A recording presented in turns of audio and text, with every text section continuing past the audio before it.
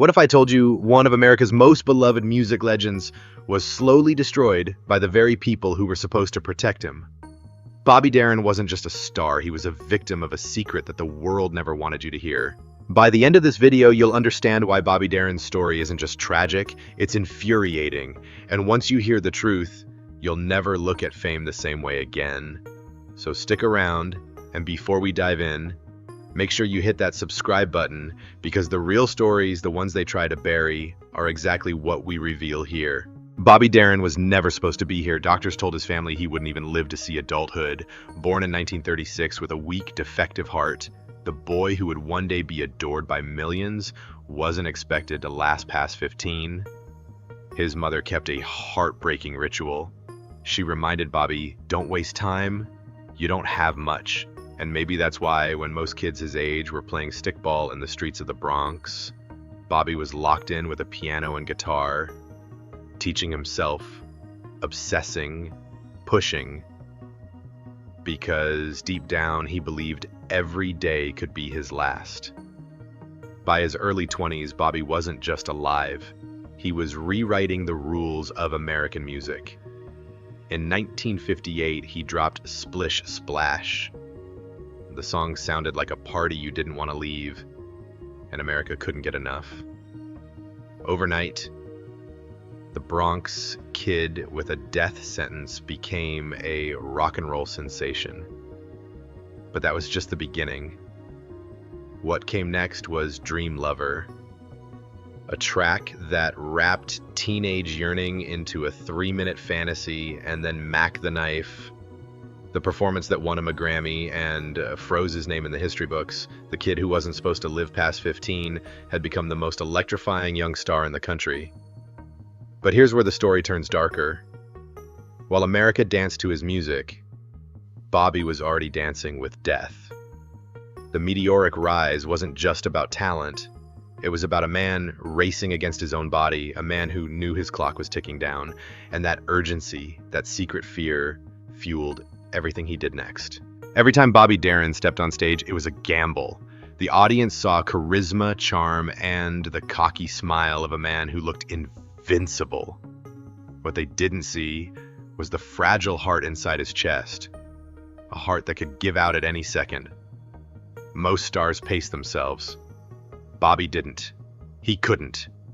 While others took breaks, Bobby was burning through the candle like a man possessed. Concerts, movies, recordings, he crammed decades of work into years. People around him noticed, and they'd say, "Why are you always working like you're running out of time?" They didn't realize he was. One of the clearest examples of Bobby's strange obsession came in 1960 with the song Artificial Flowers. Now here's the scandal. This was a Broadway number about child labor, death, and tragedy. No one in their right mind would have turned it into a pop hit. But Bobby did. And not only that, he rapped those devastating lyrics in a swinging, brassy big band arrangement that made listeners tap their feet while hearing about a child's death. It was twisted, it was bold, and it was genius. Who else would dare take heartbreak and tragedy and dress it up like a Broadway spectacle? Only a man who knew that every performance might be his last. For Bobby, life wasn't about being careful, it was about leaving a mark before time ran out. And while the fans thought they were just buying records, what they were really hearing was a man outrunning his own funeral. But here's the chilling part. The faster he ran, the more the industry pushed him. And what came next didn't just accelerate his career, it accelerated his downfall. Just when people thought they had Bobby Darin figured out, rock and roll's new golden boy, the next Elvis, he did something no one expected. He walked away from the safety of teenage anthems and love ballads and dove headfirst into country music.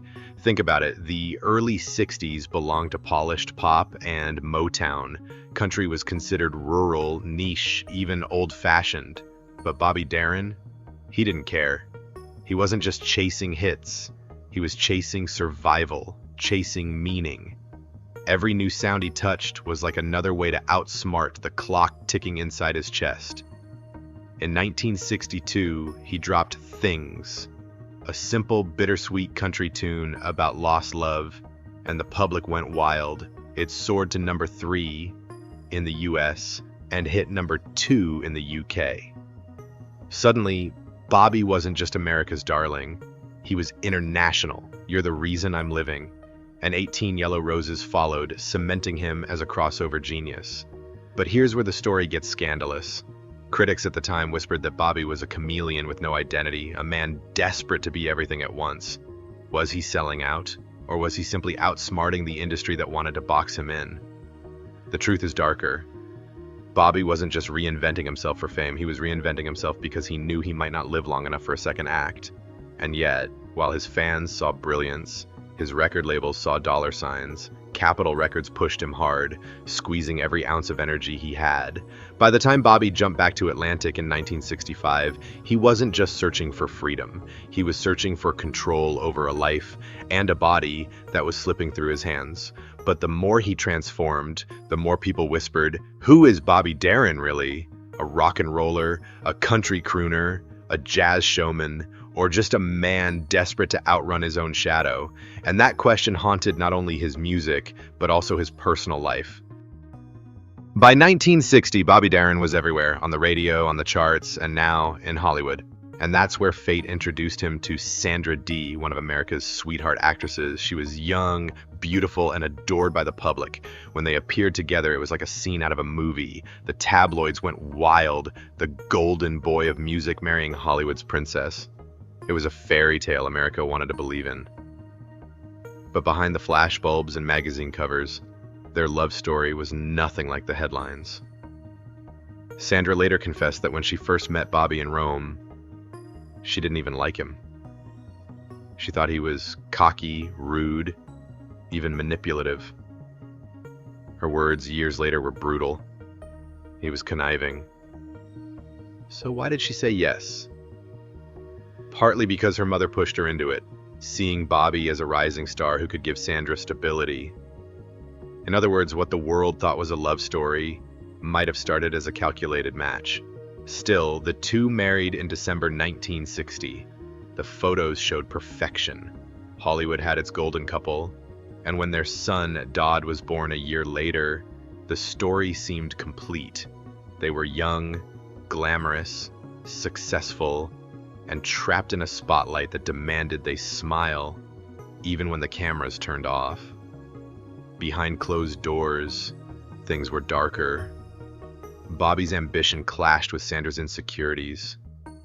He worked relentlessly, often leaving her alone, while she battled private struggles of her own. The public saw romance, but insiders whispered about fights, manipulation, and constant tension.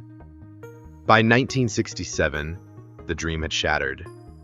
They divorced, and the fairy tale headlines turned into gossip columns filled with scandal. For Bobby, the split wasn't just personal. It was another public wound, another reminder that no matter how much he achieved, happiness always slipped through his fingers. And yet, even as his marriage collapsed, Bobby refused to slow down. Because for him, slowing down wasn't an option. And what came next would push him even closer to the edge. Even as his marriage crumbled, Darin refused to slow down.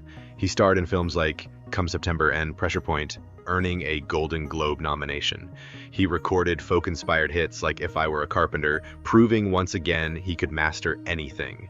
But every curtain call, every movie set, every recording session came at a cost. His heart was failing and his body was screaming for rest. Still, the industry demanded more. In 1973, Bobby Darin was gone at just 37 years old. Officially, it was heart failure. Given his lifelong condition, that explanation seemed almost inevitable. But whispers circulated. Did stress and exploitation speed up his decline? Were doctors pressured to clear him when they knew he wasn't fit? Was Bobby Darin sacrificed for fame? For decades, the truth remained buried, but recently uncovered testimonies and medical records paint a devastating picture. Bobby Darin's condition wasn't just tragic. It was mishandled, ignored, and even exploited. Reports suggest that Darin was often pushed onto the stage when he could barely stand, Some doctors, under pressure from managers and industry executives, signed off on performances they knew were dangerous. His friends recalled moments where Bobby was physically collapsing backstage, only to be forced back under the spotlight. Even his private battles with depression and isolation were hidden. The world saw a smiling, charismatic performer. Behind the scenes, he was a man in pain, fighting to keep his career alive while his body failed him. Here's the gut punch. Bobby Darin didn't just die young, he was failed. Failed by the industry that saw him as a product. Failed by the people who should have put his health first. And failed by a system that valued fame and profit over human life.